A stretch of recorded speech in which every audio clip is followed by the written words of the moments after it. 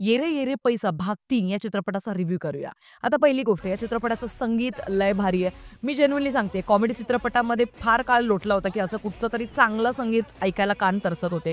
दुसरा plus point, या चित्रपटामध्ये बरेच सगळे तगडे स्टारकास्ट आहेत आणि सगळ्यांना उत्तमरित्या युटिलाइज केलेलं आहे. सगळ्यांनी चोखपणे काम केलंय. त्यांच्या त्यांच्या वाट्याला ज्या ज्या गोष्टी आल्या त्यांनी खूप सुंदररित्या आपल्या सगळ्यांसमोर त्या सादर केलेल्या आहेत. चित्रपटाचा पुढचा प्लस पॉइंट आहे, चित्रपटाचं कथानक प्रचंड फास्ट पेस्ड आहे. फास्ट पेस्ड स्क्रीन प्ले असल्यामुळे तुम्हाला मजा येते चित्रपट बघताना. मी या चित्रपटाला देतीये 4.5 स्टार्स आउट ऑफ 5. मला चित्रपट भयंकर आवडलाय. एंटरटेनमेंटच्या पर्स्पेक्टिव्हने बोलायचं झालं तर होय, हा चित्रपट तुम्हाला पैसा वसूल एक्सपिरियन्स देतो थिएटरमध्ये आणि तुम्ही हा चित्रपट संपूर्ण फॅमिली सोबत नक्कीच बघू शकता, असा हा चित्रपट आहे. तर ओव्हरऑल हा माझा रिव्ह्यू होता येरे येरे पैसा भाग 3 या चित्रपटाबद्दलचा. संजय जाधव यांनी ॲज अ दिग्दर्शक म्हणून, ॲज अ रायटर म्हणून, as a screen play writer म्हणून या चित्रपटामध्ये अजिबात आपल्याला निराश केलेलं नाहीये. हा फॅमिली सोबत बघण्याचा चित्रपट आहे. मराठी सिनेमांना जर का दर्जेदार सिनेमे बनत असतील तर प्रोत्साहन देण्याची गरज आहे. येरे येरे पैसा भाग 3 हा सिनेमॅटोग्राफी, टेक्निकल डिपार्टमेंट, एडिटिंग या सगळ्या गोष्टींमध्ये आपल्याला इम्प्रेस नक्कीच करतो.